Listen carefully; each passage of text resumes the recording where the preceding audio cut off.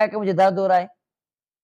ऐसे बंदे को रिज़्क में तंगी के लिए रोने के बजाय अपने अफ़ाल किरदार पर गौर व फ़िक्र करना चाहिए, दुरुस्तगी करनी चाहिए कि बंदा जल्दी उठ जाए सुबह को, नमाज़ पढ़े, नमाज़ की पाबंदी करे।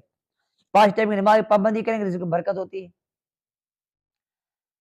इसी तरह कुछ अमाल हैं रिज़्क में बरकत के ना, जैसे अगर रिज़्क में आपको तंगी है और आप चाहते हैं रिज़्क में तंगी खत्म हो जाए मेरी, तो एक बहुत ज़बरदस्त वज़ीफ़ा है, आपको बताता हूँ। आप अमल करें, इंशाअल्लाह तबारक व तआला आप इसके अमल करने की बरकत से उसके बाद आप कभी नहीं बोलेंगे कि मुझे रिज़्क में तंगी है। कभी हो ही नहीं सकता कि रिज़्क में तंगी हो आपको। वज़ीफ़ा कौन-सा है?